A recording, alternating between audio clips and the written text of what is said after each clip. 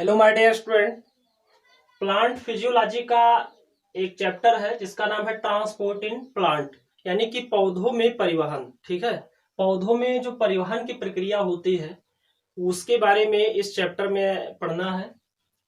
तो इस चैप्टर में आपको जानना है कि ट्रांसपोर्टेशन क्या है, ट्रांसपोर्ट क्या है और ट्रांसपोर्ट की प्रक्रिया कैसे होती है। इस प्रक्रिया में कौन कौन से ऐसे प्रोसेस हैं जो इसमें पार्टिसिपेट करते हैं। तो इन सभी चीजों के बारे में डिटेल में पढ़ना है। और ट्रांसपोर्ट इन प्लांट से कई ऐसे क्वेश्चन हैं जो कॉम्पिटिटिव एग्जाम में पूछे जाते हैं। ट्रांसपोर्ट इन प्लांट में आपको जो है डिफ्यूजन के बारे में पढ़ना है, डिफ्यूजन क्या होता है। इसके अलावा प्लांट एंड वाटर रिलेशनशिप आपको पढ़ना है, जिसमें कई प्रकार के प्रेशर के बारे में पढ़ना है, दाब के बारे में, बल के बारे में, जैसे osmotic pressure, diffusion pressure deficit. इसके अलावा जो है टर्जर प्रेशर, वाल प्रेशर, जिसको हम टीपी डब्ल्यूपी कहते हैं। तो कई प्रकार के प्रेशर हैं जिसको डिस्कस करना है। तो काफी इंटरेस्टिंग चैप्टर है और कॉम्प्लिकेटेड चैप्टर भी है। ठीक है, तो ट्रांसपोर्ट इन प्लांट, जैसा कि आपको मालूम है कि एनिमल्स की बॉडी की बात करें, अगर हम जैसे ह्यूमन की बॉडी की बात करें तो हमारी बॉडी में क्या होता है कि सर्कुलेशन की प्रक्रिया होती है और ब्लड के माध्यम से जो आवश्यक सामग्रियां होती है कोशिका के लिए वो ब्लड के द्वारा कोशिका तक पहुंचाई जाती हैं। तो उसी तरह प्लांट में जो है ट्रांसपोर्टेशन होता है, यानी प्लांट के सेल्स के लिए जो भी रिक्वायरमेंट होता है वो वाटर मॉलिक्यूल के माध्यम से सेल तक पहुंचता है। ठीक है, तो ट्रांसपोर्ट में क्या होता है, ट्रांसपोर्ट का मतलब क्या है, जहां पर इंपोर्ट और एक्सपोर्ट की प्रक्रिया होती है उसको हम क्या बोलते हैं, ट्रांसपोर्ट के नाम से जानते हैं।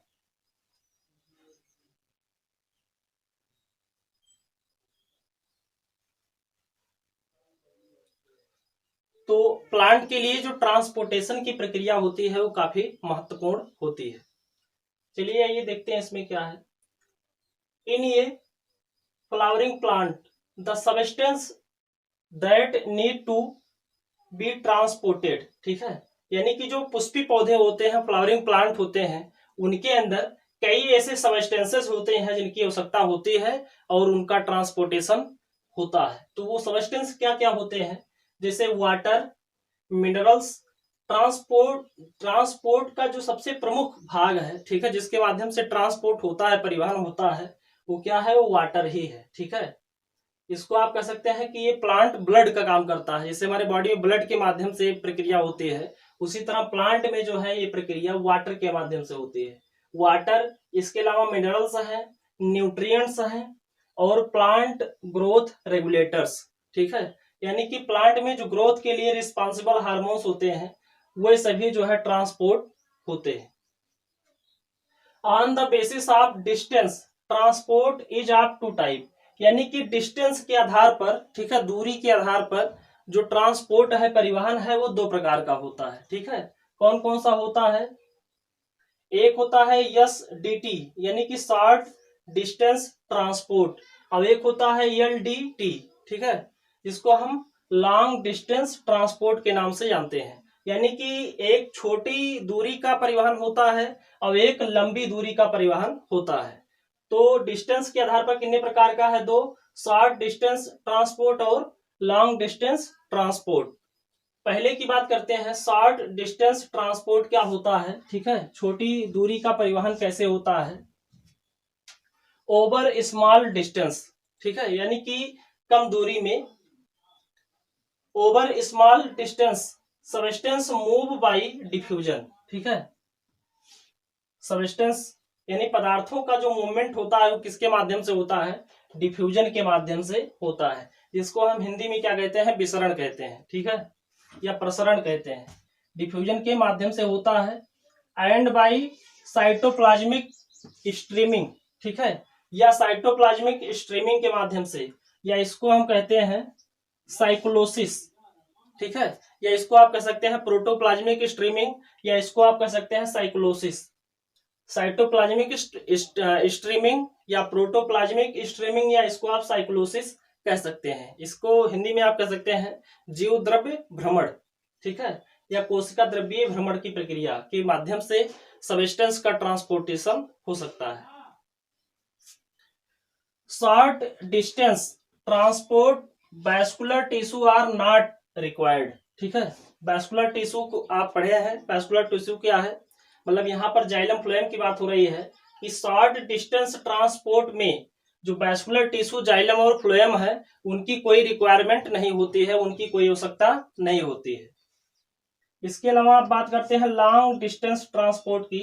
इसमें क्या होता है, transport over long distance proceed through the vascular system. ठीक है, यानी कि जो लंबी दूरी का परिवहन है उसके लिए वैस्कुलर सिस्टम यानी कि जो परिवहन तंत्र है, ठीक है, या संवहन तंत्र जिसे कहते हैं, संवहन तंत्र यानी जाइलम और फ्लोएम की आवश्यकता होती है।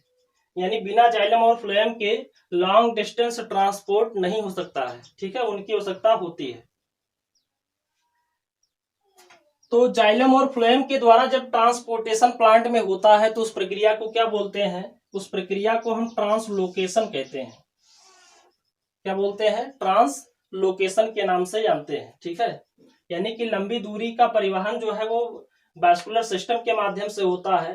तो इस प्रकार के ट्रांसपोर्टेशन के प्रोसेस को क्या बोलते हैं, ट्रांसलोकेशन के नाम से जानते हैं। Over long distance substance move by bulk flow or mass flow. ठीक है, यानी कि लंबी दूरी परिवहन में क्या होता है,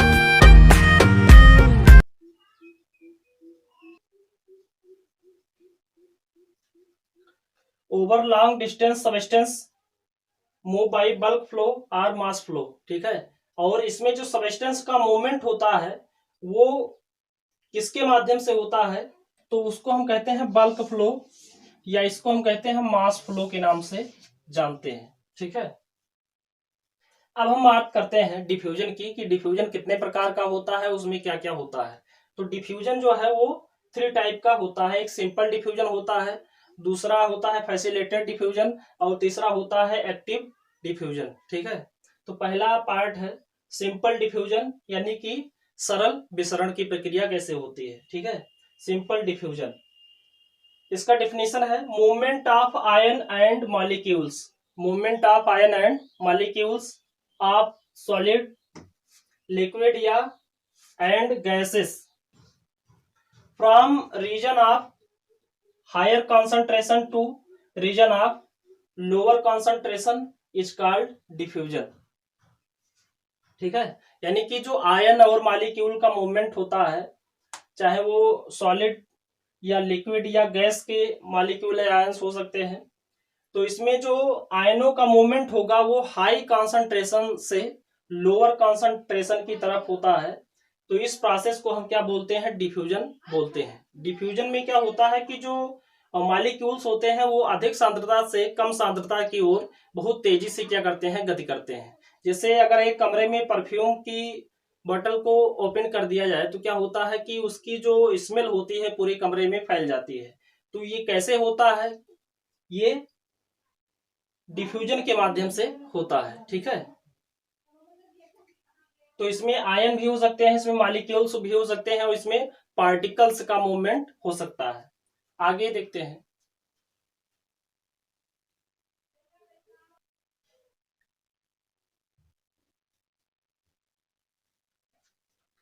अब हम बात करते हैं फीचर्स ऑफ डिफ्यूजन, यानी कि जो डिफ्यूजन है, विसरण है, उसकी विशेषता क्या क्या होती है। तो देखिए पहला पॉइंट है it is down hill process. ठीक है, डिफ्यूजन एक क्या है, सिंपल डिफ्यूजन में डिफ्यूजन की जो प्रक्रिया होती है वो क्या होती है, it is down hill process. इसको हम क्या कहते हैं, डाउन हिल प्रोसेस कहते हैं। क्यों, क्योंकि ये एक क्या है, पैसिव पैसिव ट्रांसपोर्टेशन यहाँ पे होता है। ठीक है, तो इसीलिए कहा गया है it is down hill process because no energy requirement. ठीक है, यानी कि इस प्रक्रिया में एनर्जी की कोई आवश्यकता नहीं होती है, तो इसीलिए तो हम इसे क्या कहते हैं, पैसिव ट्रांसपोर्ट कहते हैं, यानी कि निष्क्रिय परिवहन। ठीक है, एक होता है एक्टिव ट्रांसपोर्ट, एक होता है पैसिव ट्रांसपोर्ट। तो डिफ्यूजन के द्वारा जो ट्रांसपोर्ट होता है वो क्या होता है, पैसिव होता है। ठीक है, it is down hill process because no energy requirement. इसे डाउन हिल प्रोसेस कहा गया है क्योंकि एनर्जी की कोई रिक्वायरमेंट नहीं होती है। It is random kinetic motion, ठीक है। और यहाँ पर जो डिफ्यूजन में जो पार्टिकल्स का या आयन का या मॉलिक्यूल का जो मूवमेंट होगा, ठीक है, वो कैसा होता है, रैंडमिक होता है, ठीक है, random kinetic motion.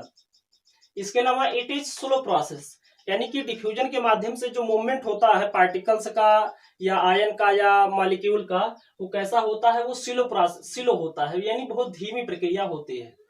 It is not depend on a living system. इसके अलावा डिफ्यूजन जो है वो कहीं भी हो सकता है, ये कोई जरूरी नहीं है कि ये लिविंग ऑर्गेनिज्म के अंदर ही हो, ठीक है, ये लिविंग सिस्टम पर डिपेंड नहीं करता है। It is an non selective process, ठीक है, और ये प्रक्रिया जो है सिलेक्टिव प्रक्रिया नहीं है, चयनात्मक प्रक्रिया नहीं है। It is not sensitive to inhibitors, ठीक है, और अवरोधकों के प्रति ये संवेदी नहीं है। डिफ्यूजन की प्रक्रिया अवरोधकों, जो अवरोधक होते हैं उनके लिए जो है संवेदी नहीं है, ठीक है, नॉट सेंसिटिव टू इनहिबिटर्स। अब इसके बाद में हम बात करते हैं factor affecting rate of diffusion, यानी कि ऐसे कौन कौन से कारक हैं जो डिफ्यूजन के दर को जो है प्रभावित करते हैं। तो देखिए यहाँ पे लिखा गया है ग्रेडियंट ऑफ कॉन्सेंट्रेशन, यानी सांद्रता की जो प्रवणता होती है वो डिफ्यूजन के रेट को प्रभावित करती है, ग्रेडियंट ऑफ कॉन्सेंट्रेशन। इसके अलावा परमेबिलिटी ऑफ द मेम्ब्रेन, ठीक है, जो सेल मेम्ब्रेन है, सेल की जो कवरिंग होती है जिसको हम सेल मेम्ब्रेन या बायो मेम्ब्रेन के नाम से जानते हैं, तो वो कितना पारगम्य है उस पर डिपेंड करता है, ठीक है, permeability of the cell membrane. इसके अलावा टेम्परेचर, अगर आप टेम्परेचर को इंक्रीज करेंगे तो डिफ्यूजन का जो रेट है वो भी इंक्रीज हो जाएगा। इसके अलावा प्रेशर, ठीक है, प्रेशर जितना ज्यादा होगा उतना ही अधिक क्या होगा, डिफ्यूजन होगा। और इसके अलावा डेंसिटी, तो ये सब क्या है, डिफ्यूजन के रेट को जो है इफेक्ट करने वाले फैक्टर्स। अब इसके बाद में हम बात करते हैं सेकंड पार्ट, फैसिलिटेटेड डिफ्यूजन, ठीक है, इसको हम हिंदी में कहते हैं सुसाध्य विसरण। तो इसमें क्या होता है, this is a movement of substance with hydrophilic. अब यहाँ पे हाइड्रोफिलिक जो टर्म आया है इसका मतलब ये है कि यहाँ पे जो सब्सटेंस का मूवमेंट होगा वो सेल मेम्ब्रेन से होगा, ठीक है, और सेल मेम्ब्रेन के अंदर क्या है, हाइड्रोफिलिक और हाइड्रोफोबिक नेचर के क्या है, लिपिड मॉलिक्यूल है। तो ऐसे सब्सटेंस ही मेम्ब्रेन को क्रॉस कर पाएंगे जो हाइड्रोफोबिक नेचर के होंगे, ठीक है। This is a movement of substance with hydrophilic from region of higher concentration to region of lower concentration through transmembrane protein or tunnel protein। Transmembrane protein या इनको हम ट्यूनल प्रोटीन के नाम से जानते हैं। जब आपको सेल मेम्ब्रेन पढ़ाया गया था तो उसमें बताया गया था कि कुछ ऐसे प्रोटीन होते हैं जो आयनों को एक साइड से दूसरे साइड जाने में मदद करते हैं, जिनको हम ट्यूनल प्रोटीन के नाम से जानते हैं, या इसको हम जो है ट्रांसमेम्ब्रेन प्रोटीन भी कहते हैं। तो इसी प्रोटीन के माध्यम से ये जो फैसिलिटेटेड डिफ्यूजन की प्रक्रिया है वो कंप्लीट होती है। इसकी क्या विशेषता है, तो ये भी एक क्या है, डाउन हिल प्रोसेस है, यानी कि इसमें भी क्या होता है, पैसिव ट्रांसपोर्ट होता है, ठीक है। सिंपल डिफ्यूजन और फैसिलिटेटेड डिफ्यूजन में क्या होता है, पैसिव ट्रांसपोर्ट की प्रक्रिया होती है। तो ये भी क्या है, it is down hill process, क्यों, बिकॉज नो एनर्जी रिक्वायर्ड, ठीक है, ऊर्जा की कोई आवश्यकता यहाँ पर भी नहीं होती है।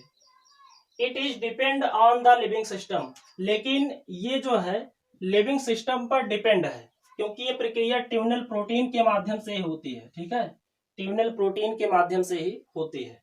तो सिंपल और फैसिलिटेटेड डिफ्यूजन में यही अंतर है, ठीक है, कि वो जो है सिंपल डिफ्यूजन लिविंग सिस्टम पर डिपेंड नहीं है, लेकिन फैसिलिटेटेड डिफ्यूजन जो है लिविंग सिस्टम पर डिपेंड है, यानी ट्यूनल प्रोटीन पर ये डिपेंड होते हैं। इसके अलावा it is sensitive to inhibitors, और ये इनहिबिटर्स के प्रति क्या होते हैं, सेंसिटिव होते हैं। विच react with protein side chain, ठीक है, और ये जो फैसिलिटेटेड डिफ्यूजन में जो मूवमेंट होता है वो प्रोटीन के द्वारा जो चैन होता है, प्रोटीन के द्वारा बनी जो चैन होती है सेल मेम्ब्रेन के अंदर, उसके साथ क्या करते हैं, रिएक्ट करते हैं। इसके बाद में हम बात करते हैं पोरिन्स। ठीक है, पोरिन्स क्या है, तो ये प्रोटीन है जो सेल मेम्ब्रेन में पोर का फॉर्मेशन करते हैं, जिसके माध्यम से जो ट्रांसपोर्टेशन की प्रक्रिया है वो संभव होती है। तो उसको, ऐसे प्रोटीन को हम पोरिन्स कहते हैं। दे आर प्रोटीन, ये क्या है, प्रोटीन है। क्या बनाते हैं, चैनल्स बनाते हैं। डेट फॉर्म ह्यूज पोर। ठीक है, ह्यूज पोर यानी कि काफी बड़े छिद्र का निर्माण ये सेल मेम्ब्रेन के अंदर करते हैं। In the outer membrane of plastid mitochondria and some bacteria. ठीक है, कहां पर, प्लास्टिड के अंदर, लवक के अंदर, लवक के मेम्ब्रेन में या माइटोकॉन्ड्रियल मेम्ब्रेन में, या इसके अलावा कुछ बैक्टीरिया में ये कंडीशन, ये पोरेंस जो है उपस्थित होते हैं। इसके अलावा एक और होता है इक्वापोरेंस। ठीक है, तो इक्वापोरेंस ऐसे प्रोटीन होते हैं जो वाटर चैनल बनाते हैं। वाटर चैनल यानी कि वाटर का मूवमेंट जो है यहां से होता है, प्रोटीन के द्वारा होता है, तो इसको हम कहते हैं इक्वा प्रोटीन। इक्वा का मतलब क्या है, वाटर। इसके बाद में ट्रांसपोर्टेशन की जो प्रक्रिया होती है वो किस प्रकार से होती है फैसिलिटेटेड डिफ्यूजन में, तो एक प्रक्रिया होती है इसको हम सिम्पोर्ट के नाम से जानते हैं। ठीक है, सिम्पोर्ट, ये क्या होता है, two molecule cross the membrane in the same direction. ठीक है, यानी सेम डायरेक्शन में टू मॉलिक्यूल सेल मेम्ब्रेन को क्रॉस करते हैं। जैसे यहाँ पर फिगर में आप देख सकते हैं सिम्पोर्ट, तो यहाँ पे एक साइड से दूसरे साइड में दो मॉलिक्यूल एक ही दिशा में क्या कर रहे हैं, मूवमेंट कर रहे हैं, तो इसको हम क्या कहते हैं, सिम्पोर्ट कहते हैं। दूसरा क्या है, एंटीपोर्ट, तो एंटी का मतलब आपको मालूम ही है, एंटी का मतलब क्या है, एक दूसरे के विपरीत। ठीक है, two molecule cross the membrane in opposite direction, यानी दो मॉलिक्यूल मेम्ब्रेन को क्रॉस करते हैं लेकिन एक दूसरे के अपोजिट डायरेक्शन में। ठीक है, जैसे यहाँ पे आप देख सकते हैं एंटीपोर्ट। ठीक है, एक मॉलिक्यूल इधर से, एक साइड से दूसरे साइड, और दूसरा दूसरे साइड से इधर राइट साइड की ओर मूवमेंट कर रहा है, एक दूसरे के विपरीत ट्रांसपोर्टेशन हो रहा है, तो इसको हम कहते हैं एंटीपोर्ट के नाम से जानते हैं। और दूसरा है यूनिपोर्ट। ठीक है, तो यूनिपोर्ट में केवल एक ही दिशा में एक ही मॉलिक्यूल क्या करता है, ट्रांसपोर्टेशन करता है। When A molecule move across membrane independent of other molecules, यानी यहाँ पर मूवमेंट, जो एक मॉलिक्यूल का मूवमेंट है वो अदर मॉलिक्यूल के ऊपर डिपेंड नहीं है, इंडिपेंडेंट है। ठीक है, निर्भर नहीं है।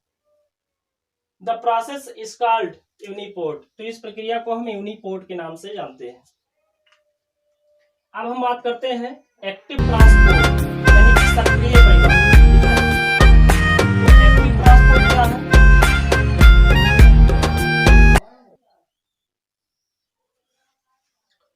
तो अगर हम बात करें एक्टिव ट्रांसपोर्ट, सक्रिय परिवहन क्या होता है, इसमें क्या होता है, तो transport and pumping of substance. ठीक है, इसमें क्या होता है कि सब्सटेंस यानी पदार्थों का जो परिवहन है वो एक स्पेशल प्रक्रिया के माध्यम से होता है, जिसको हम पंपिंग के नाम से जानते हैं। ठीक है, पंपिंग।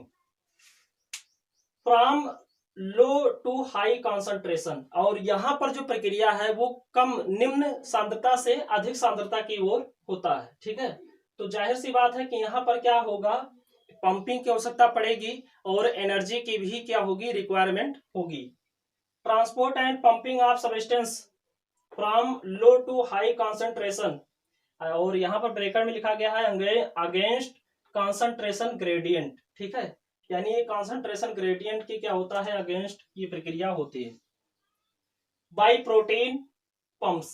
ठीक है, और ये पंपिंग का काम करते कौन है, सेल मेम्ब्रेन में पाए जाने वाले प्रोटीन ही करते हैं। ठीक है, तो प्रोटीन पंप के माध्यम से प्रक्रिया होती है, इसलिए इसको हम क्या कहते हैं, एक्टिव ट्रांसपोर्ट कहते हैं।